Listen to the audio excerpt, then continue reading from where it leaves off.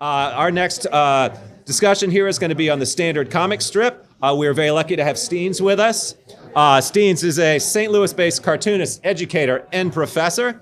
They are the cartoonist of the syndicated comic strip Heart of the City, the co-creator of the Dwayne McDuffie Award-winning graphic novel Archival Quality, and are featured in several award-winning anthologies. Steenz currently teaches cartooning at Webster University while editing titles from independent publishers. They're also working on the latest graphic novel, Side Quest, a graphic novel history of TTRPGs, and they will be appearing on the festival floor, and I'll remind you guys on Saturday and Sunday, and I'll remind you guys about times when they'll be there at the end of the talk. So, thank you.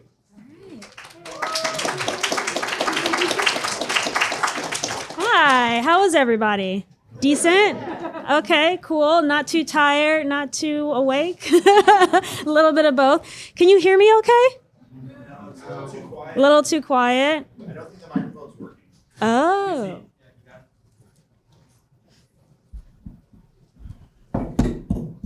Okay, is that better?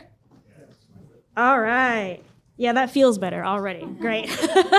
Okay, so hi, my name is Steenz. I'm here to talk to you guys about what me and my co-creator created. We made the standard comic script.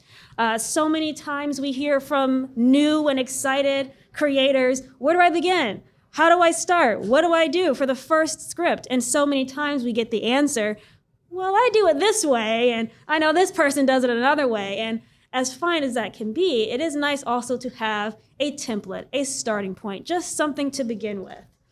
But before I get into that, I want to let you know who I am. Hello, my name is Steenz, that's me. I do the syndicated comic strip Heart of the City. I edit for independent publishers, for individuals, and I also teach at Webster University. I put my email here because I am incredibly available. So if you want to email me about questions or anything at all, feel free. I've done Archival Quality, which was my first book. Deadbeats is an anthology that I was in. And then Heart Takes the Stage is the first collection of Heart of the City. It's the first 6 or 7 months of my run. So if you're interested in reading that without getting a newspaper subscription, you can get it in the book form. So, you have options. I've also been doing illustrations, and I'm doing a new comic with the Tezuka company for Unico, which, if you know anything about Unico, this is a big deal. I really, really love it. And then Camilla Zhang is who I worked with. She is a writer and an editor. She's worked with all kinds of companies. She has been working with Z2. She's worked on Before Watchmen. She was with Top Cow, and she's worked with all sorts of programming, including the Brooklyn Festival, Kickstarter. She was one of the first people to really push for Kickstarter to be unionized. So I was like, if I'm going to work with anybody, I'm going to work with her because she knows business, and I need that. So we first started thinking about this because we have a group of people where we discuss comics and making comics, and we found that there was a lot of frustration between the artists and the writers or any of the collaborators. And we found that a lot of that had to do with the script. So we wanted to do it to make sure that it was easier for current professionals and for new professionals as well. I like to tell people that a script is a tool. It can be a piece of artwork, but primarily it is so that your writer is getting information to the artist. It is so that the artist is giving information to your letterer, to your colorist, to your editor. It's a communication tool. And without a good communication tool, how are you going to communicate, right? So we want to make sure that the script is something that anyone can use, they can edit as needed, and create something nice. So when we first started, I wanted to show, I had a lot of different ideas. We wanted to make sure we included the title of the comic, credits, of course. Some of the things that were different from V1 and the final version, which is on the right, is that we wanted to figure out formatting and location and captioning. And originally we wanted to put it with the things that are for the artist. And then we decided actually the captions should be something that is more focused on lettering. So we moved that so that it was more in line with the information that the letterer needed to know. Using clearer terminology. Some people call panels boxes, which, they are for some people. But we wanted to make sure that we had very clear understanding of what people were working with. So page, panel, sound effect, dialogue, things like that. We had originally thought about maybe creating new terminology for things. So like when you're reading a comic and on the one side of the page is the start of a conversation, and then the next page, the conversation continues, but only in the caption. And we were like, that's a very specific kind of caption. Maybe we should name it. And that's when we were like, it's too much. We don't need to go and reinvent the wheel. So we got rid of our strange naming and just stuck to, it's a caption. Figure it out. And usually with communication between artist and writer, that sort of thing is very, very clear. We also wanted to specify the definitions within the layout. So what you're looking at here is page 1 of the template. Page 2, whenever you download it, because it is for free, it defines every single thing that is highlighted in a color. So if you are not sure what kind of things to include in a description line, there in the key, it'll describe it for you. Or you're not sure exactly which page starts on left or right, the key will give you that sort of information.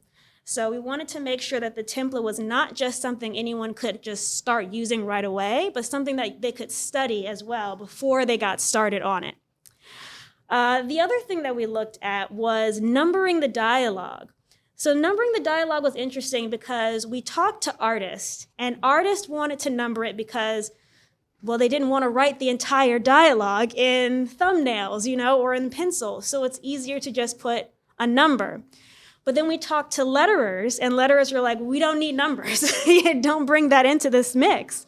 And so we decided in the final piece that we would include numbers on the first panel, but not on the others, just to show this is an example of things that you can use. Also, in the key, we explain numbering is really up to you and your team. We also wanted to include credits for all the team members. As we all know, comics is a group effort. Some people are really great at being auteurs and doing all themselves, but a lot of comics, you have an artist, a writer, a letterer, a colorist, an inker, and all of these jobs are important. And it's not just a writer and an artist, and all of a sudden it's in the universe. It takes a team. So we wanted to make sure that if the credit is not at least on the page in the comic, it's at least in the script. So this way, for sure when you're giving this to an editor, we want to make sure that these people are credited because they should be credited. They did the work.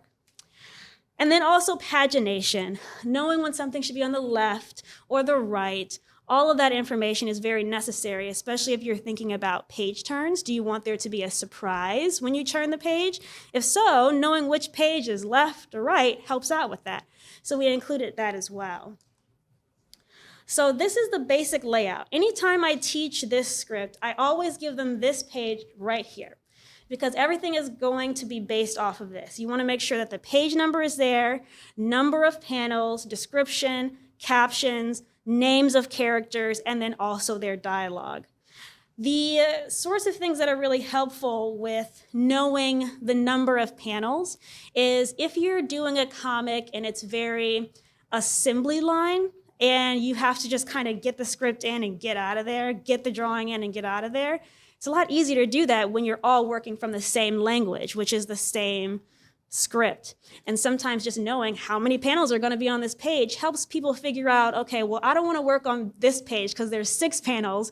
I want to work on this page first because there's 3 panels. So it helps the artist also decide how they want to tackle drawing the issue. Another thing that is really helpful in the description line, we found that a lot of writers were putting in like wax poetic, like magnum opus sorts of information in the description line. In the key, we tell people we want to make it as clear as possible. If there's anything that needs to be elaborated on, that's something you should be having a conversation with your collaborator for. That sort of thing doesn't go in the script. If there's a new character and they have different feelings and they have different looks and they really need to be talked about with you and the artist, you want to make sure that's done before they get the script. Because sometimes you get the script and you're like, oh, okay, so I have a lot more to do than I anticipated. So you don't want to surprise your artists. We just want to make sure that everyone knows on what kind of page we need to be on. And then for the dialogue, it's really focused on making it so that it's easy to read for the letterer. Sometimes we'll get a script and the dialogue will be left adjusted with everything else. And sometimes it's really hard to pick and choose, like, okay, is this a description, or is this the dialogue, or is this the character name, or is the character saying something? So to make it clearer, let's keep it all center aligned. Let's give it a number, and now we know that that is dialogue. It's going to make things a lot easier for letterers. Okay, so we already talked about pagination and number of panels. Okay, so when I talk about the description line, I like to tell people that when they're writing, think about comics as like theater. It's a little bit closer to theater than it is to prose, because you're thinking about where someone is standing, you're thinking about lighting, you're thinking about clothing, costumes, all the sort of things that really create the universe comes in this description line if you haven't already spoken to your artist about it. I find that sometimes when people are writing their comics, they write what they think people understand, but not what people actually understand. A lot of us cannot see past our own eyes. You know, we'll turn in a script and be like, it's great. I'm done. But that's what you have an editor for. And that editor is going to want to be able to understand what your characters are feeling. And sometimes those feelings are in your head, but not actually on the page. And it's very important for it to be on the page so that your artist knows, okay, they're feeling a certain way, so I need to make sure to draw them feeling a certain way. And so if you put that sort of information in there early, they're not making assumptions based on the dialogue. Because we all know tone is incredibly hard to figure out just in print. So sometimes it's nice to just tell me, what are they feeling? How do they feel when they say this? And then the artist can completely understand, okay, this is how I need to illustrate it. Another thing I always tell people is that the enemy of a cartoonist is the word and. Anytime you get two different sentences in one panel, it's like, oh no, I can't do all of this. For example, if I walked into the door and I sat down, I can't both walk into the door and sit down in one panel. So you have to think about each panel as moments. I walk into the door, panel over. I sit down, panel over. So think about it that way instead of just, I need to fit it into panels and I need to figure it out before I figure out the panel layout. Just take it slow. Think of it as a moment. Okay, location and time caption. This is really important, not just for your artist, because you want to know where your characters are, but knowing the time. It's helpful for setting a new scene for your colorist. Your colorist will then know if this takes place at night. They need to use a certain type of color. And then also with the captions, if you want to put a caption like 5 p.m. or meanwhile, later, all of those are time and location captions. Those are things that the letterer needs to know. Dialogue. So you have two options. You can either, when you write your script, you can either set it so where if you have two dialogue, you can say character A name, dialogue 1, dialogue 2. Now you have two balloons of dialogue. Or you can separate them to character A, dialogue 1, dialogue 2, and it's all still under dialogue 1. This all depends on what your letterer wants to do. This is one of those other reasons why I say contact your collaborators. Find out what they want. Because I've worked with letterers and they're like, please don't put any numbers in this script. And I'm like, heard. And then I've worked with other letterers who are like, I don't know where to begin. Where are the numbers? So it's always good to find out who's going to be working on your team and asking them, what do you want to see? We also have letterer direction. You can see where it says VO or off panel. That means you're telling the letterer where you want this balloon to be located. Do you want this to be a voiceover? Do you want this to be coming from off panel? Is this coming from a phone? Is there some sort of whisper or craggliness to their voice? All of that information should be in the letterer direction, because then the letterer will know, I need to make a speech balloon that looks like a whisper or looks craggly because their throat is craggly. All of this information is necessary. Otherwise, you'll get your comic back and you'll be like, this feels weird and I don't know why. And it's probably because the letterer and you may not be on the same page. Here are some basic scripting rules. 1, comics is a collaboration. When you make a comic and you have an idea for a comic and you're like, man, I wish I had an artist to make my dream come true. You're already off to a bad start. You want to think, all right, who can I work with to create a baby together in a non-sexual, completely illustrative way? Because, you know, the comic is equal parts the writers and the artists, you know? So if you want to make sure that your artist feels comfortable about this story, talk to them about it early. What do you want to draw? What are the kinds of stories you want to tell? And then I'll write for you. Once you're writing for your artist, the artist can appropriately write or illustrate for the reader. I already talked about thinking about each panel as a moment. This helps with overwriting. All of these things that we talked about, dialogue, captioning, all of that, those are tools that you can use, but you don't have to use all of them. I always say to people, this is a good starting point, but your real starting point should be on the phone with your artist because they're going to be the ones to tell you this is what I'm looking for in a script. And sometimes you don't know what to ask them either. You can always start writing with this template, send it to the artist and say, here's like a page or two. How are you reading this? Is this working for you? What am I missing? What else can I add? Another thing, simplify, simplify, simplify. Most comics have a page count of some sort. Otherwise, it'll just keep going forever, like a syndicated comic. But when you're doing something that's like a single issue series or a graphic novel, you have a finite amount of space. So before you start thinking about like storytelling, find out how much space you actually have. Because once you know you've got 24 pages, once you know you've got 200 pages, that's going to help you with pacing. It's going to help you with figuring out how much time you want to put into something. So try to simplify. Not everything has to be, you know, a 700-page book. Sometimes less is more. And if you're working with an artist, oftentimes what you think needs to take up more space could actually be taken up far less space. So it's always good to have that conversation. Okay, so I'm going to give some examples of people using the script and how it looks. So this is a sample from the standard comic script. So if you go to our website, ohheysteens.com or camillazhang.com, and you download the script, not only will it come with a key describing all the definitions, but it'll also include a script that has artwork attached to it showing you exactly how we use the template into an actual script. So what's nice about doing it this way is I personally love things to be color-coded. It's nice. But it's also not something you have to work too hard on to figure out when it comes to formatting. Once you get used to it, it comes to you pretty quickly, especially if you're thinking in terms of moments and you're thinking in terms of storytelling and less so on making sure that the formatting is correct.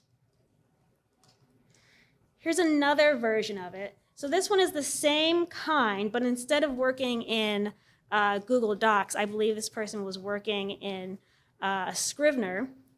And it looks like this, which is a little different, less color coding, but the same way it's organized. Panel, description, who's speaking, what kind of speaking, and then the dialogue right then and there. What's also nice about this writer is that their descriptions aren't over detailed, but they focus more on emotion. So as you can see in one of these panels, he is holding on to things weakly for balance. That sort of thing is a really descriptive way to explain that somebody is waking up and trying to get their sea legs, you know? So those sorts of things are way more important than, say, Marnie hobbles towards him and she looks to the left, describe what's to the left. She looks to the right, describe what's to the right. It's not really necessary, is it? What's most important? You want to see that feeling of what's going on in that scene. So we actually worked with a creator named Brigitte, and she saw this template and said, let me make that a Scrivener template. And we said, please. So she went in and she took the template, she put it into Scrivener. So now if you also go online, download the template, you can also get the Scrivener template as well.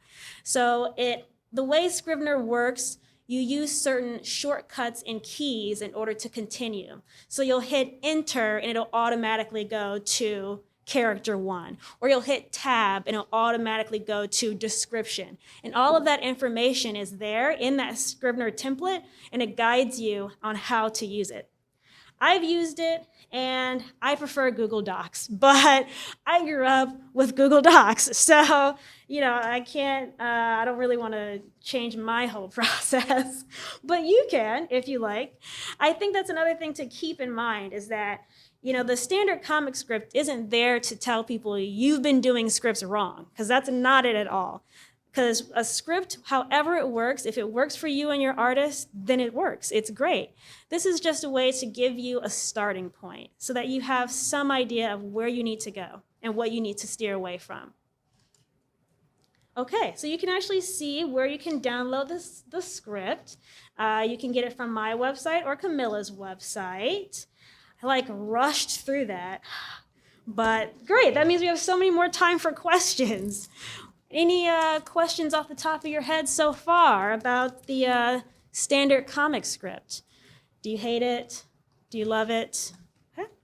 What do you think about, or since editing can really affect left and right, do you think it makes sense to write the script entirely, then take certain points that this definitely has to be on the left, then be on the right, pick up something that will add that doesn't need?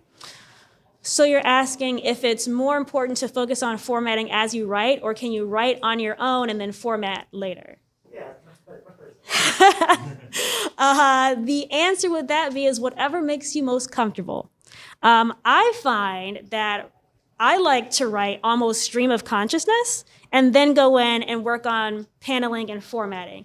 Because sometimes when I write, I'm not really thinking about formatting and where things are going to go in each panel. I'm really just thinking about what's happening in the story. Let's get the ideas down first, and then we can start organizing it and figuring out where we want to put it and how we want to organize it. Good question. Yes? What about, sometimes creators will want to throw in a link to something, or pictures, and they just want to put them in there. Is there a good way that you would? Yes. Yeah, actually, if you look at I didn't have it with me because we don't have internet here, unfortunately, but if you do download the script, let me repeat your question. The question was, is there a way to put in a link easily into the template? Is that correct? Yeah, like a hyperlink. Yeah, absolutely. We actually do mention that in the key on the template, that if you want to provide a link, we even say, please make it a hyperlink so you're not sending a long address to your creator. So yeah, good question. Thank you. Okay. Any others? No? Go ahead. Hi, when you're writing and drawing your own project to deliver to a publisher, Mm-hmm. do you submit a written script first before thumbnails, or do you do them together? So it actually depends on what I'm working on. If I'm doing my syndicated comic strip, which is a daily strip, I actually write all of my comics in advance in 3-month chunks. So instead of waking up 4 weeks before they're in papers and saying, what am I going to draw today? I've already written it. I already know what's going to happen. And so when it comes to that week, then I'll go through, reorganize, kind of like what I was saying with the first question. I get the details of it the week it's due, and then she tells me, okay, this is good. Now, if I'm doing a graphic novel or a longer piece, multi-page, standard comic, I do write like this for my editor. Yes, great. Maybe I can ask you guys some questions. How does that feel? How many of you are writers? Ooh, okay. Of those writers, have you made a comic book yet? Okay, all right. Some of you writers can do better. Let's start now, actually. Okay, how many of you are artists? Wow, okay. Be afraid, writers. We outnumber you. That's great. Does anyone want to talk about a situation that they had where they got a script and they hated it?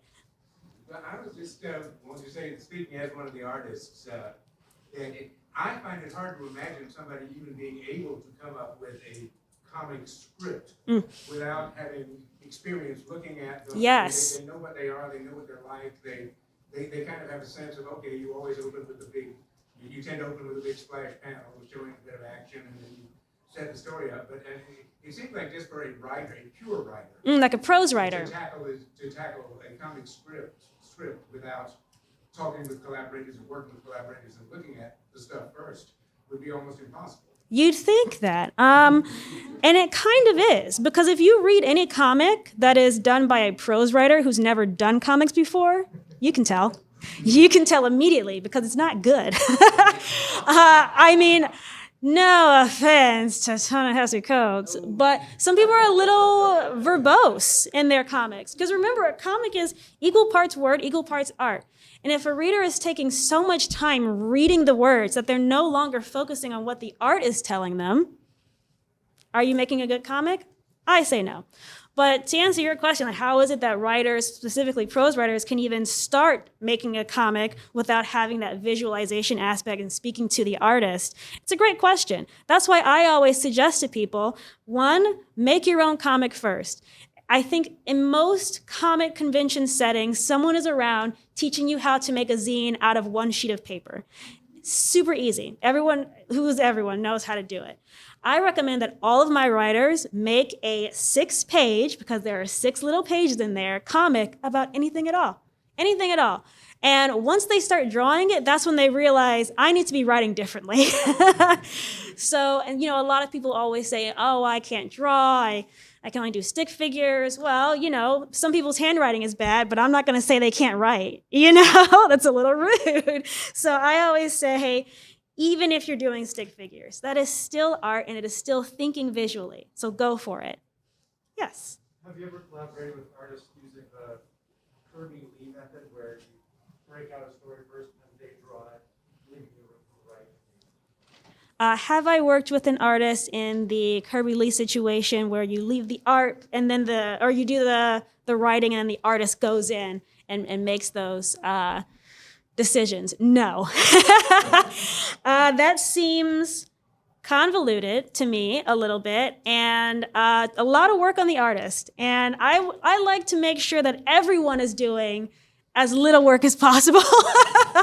So, yeah, I think working backwards that way seems like too much work when you don't have to do it that way. Especially now that we're in an age where people can communicate with each other super easily, I don't have to wait for my letter to get to my artist for snail mail. No, I just send them a message on Discord and I say, hey, I'm thinking about changing X, Y, and Z, or what do you think about this and that?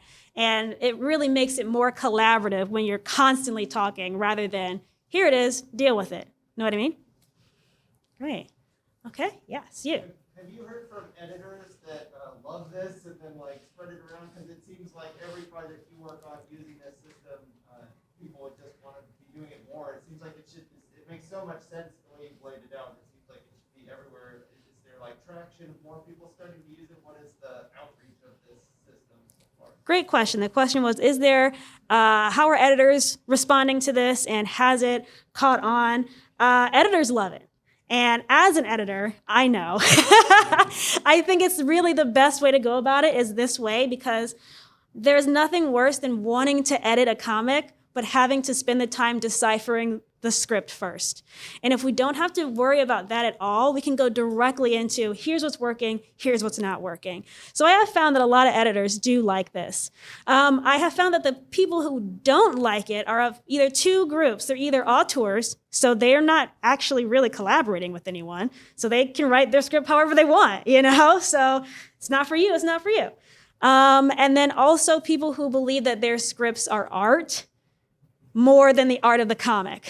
And while it is very cool and exciting to look at scripts, it is for the artist, not for the reader, So it's kind of like looking behind the the curtain, you don't really have to. It's just a script, you know? So yeah, think about it as a tool of communication, and editors and creators alike will jump on it. Yes? Is kind of storyboarding, is that what you mean by making stick figures to guide vision, drive toward the artist, something like that? You know, yes and no. So storyboarding and comic and cartooning are cousins, essentially. Storyboards think about what the camera is going to see. Comics think about what the reader is going to see. Oftentimes, comics have to do more storytelling than storyboarding does because there are other people on the storyboarding team. So when I say doing like stick figures and drawing your own first little comic, I mean try and do a 4-panel comic strip, like a classic Peanuts strip. And if you can do that, you can write a comic. So I say, to answer your question, is it like storyboarding for a writer? Yes and no. Okay, yes. What are you reading, and what would you recommend for us to read? Like I read Right or Wrong by Dirk Manning, which is good for writing for comics. Writing for comics by Alan Moore, I've heard really great things. I actually am going to suggest 2 books that are not specifically targeted towards writers. One of them is, I believe it's called Cartooning by Ivan Brunetti. Ivan, I-V-A-N, Brunetti, B-R-U-N-E-T-T-I, open parentheses, S-P for spelling, close parentheses. I'm not totally sure about his spelling name. But yeah, his book on cartooning is like the basics, the foundations of cartooning. Like, instead, he elevates the stick figure from circle and sticks to shape, shape, shape. And that alone gives a lot of people, including writers, ideas. So that's a good one. And then the second one is by Shelley Bond, and it is the editing comics book that she just came out through. It came out through Kickstarter, but I believe she might still be selling it. But look up Shelley Bond editing book. Hey, you'll find it. But it's really helpful because her style of bookmaking is really, really cool. It's kind of very a Riot Girl almost style of editorial. And I find that reading those kinds of editorial books can help a writer figure out what exactly another team member is looking for. So I recommend those 2. Yeah, you're welcome. Oh, and what am I reading? I am going through my reading of Monster by Naoki Urasawa again because I finally got book 2, so it's time. All right, any other questions? Yes? I think it's San Francisco University or out there that there's been some requests for a proposal to make comics more accessible to the seeing impaired. Mm-hmm. People have trouble seeing, and obviously comics have a lot of visual imagery, but I'm wondering if there's something that can be done in the script writing that helps make it more visually accessible to the seeing impaired. Is there something in the script writing that can make comic Or whatever form you think Mm. make it more visible. will be, yeah, make it easier for the visually impaired? I don't know. I have been going to different online panels discussing this, and I'm finding some really interesting ideas about the actual creation of the comic, but not so much on the script writing of the comic.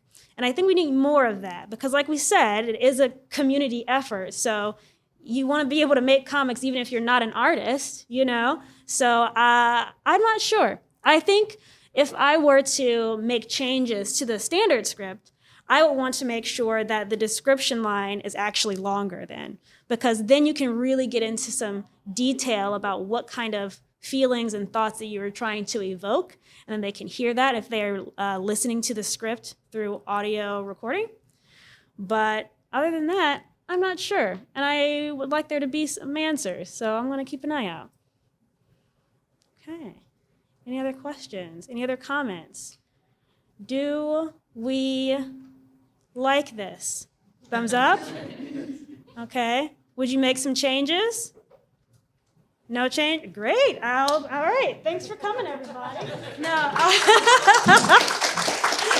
But you did have a question. I was just wondering if you could flip back to the section where you had your emails. Oh, yeah. Folks wanted to contact you. Of course. Okay, so here's mine. Oh, hey, Steenz at Gmail.